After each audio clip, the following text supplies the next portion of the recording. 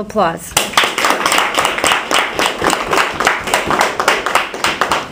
All right, so when I was about 8 years old, my parents decided that we were going to move from Central Islip to Dix Hills.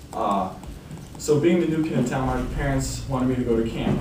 Now, being 8 years old, I don't want to go to camp. I'd rather be at home playing video games and just playing with my Matchbox cars and all that. But she decided otherwise. Now, every day when I would go to camp, it would bring worries on me. What would the kids think of me? Would they like me?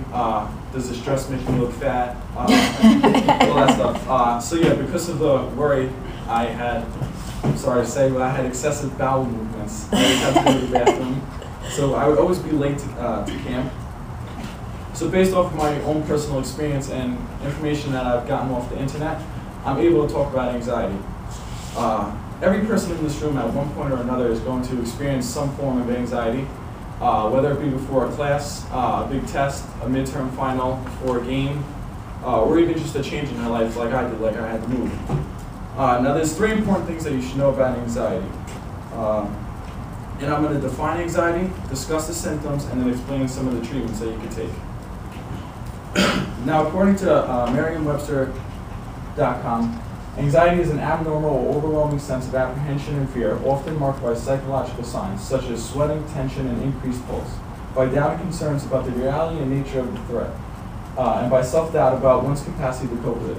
Yeah, that's nice, but in my definition, it's basically doing something that takes you out of your comfort zone. So if you're used to doing something one way, to take one step ahead. Like, I don't like doing speeches, but for me, doing the speech is taking me out of my comfort zone, and it's only going to help you in the future with other things that you have to do.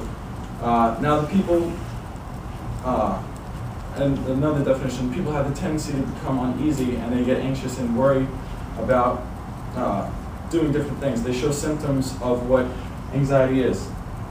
Now according to the ADAA, which is Anxiety Disorder Association of America, over 40 million people a year suffer anxiety.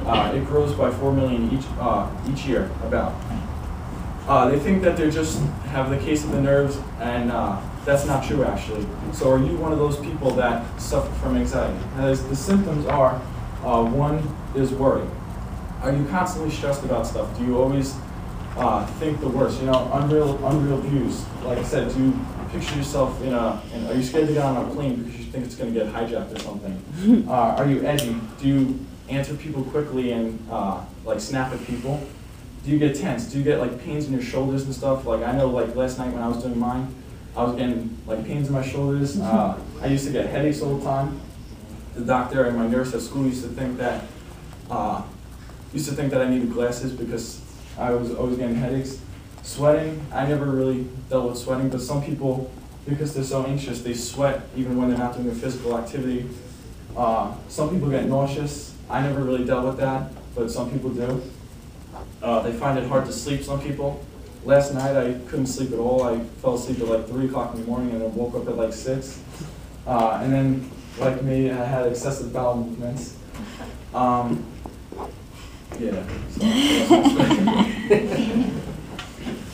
Wow, I just lost my spot. You're fine. Transition. Now, just because you have some of these symptoms and you see yourself in some of these symptoms does not mean that you automatically have anxiety. But if you do have anxiety, these are the ways that you're able to treat it.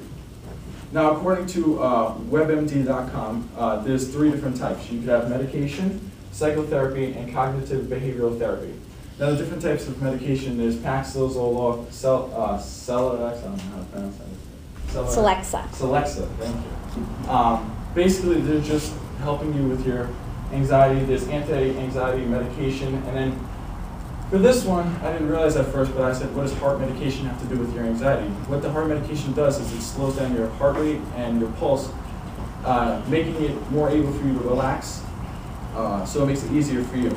And then we have psychotherapy. Psychotherapy is basically when a person meets with a professional about their anxiety and they discuss what they're feeling and all that stuff.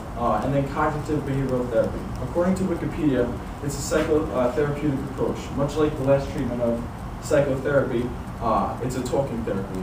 People go to a therapist and talk to them about about their problems. And then the therapist, what they do is they help them find different ways of avoiding their anxiety. So basically just doing it.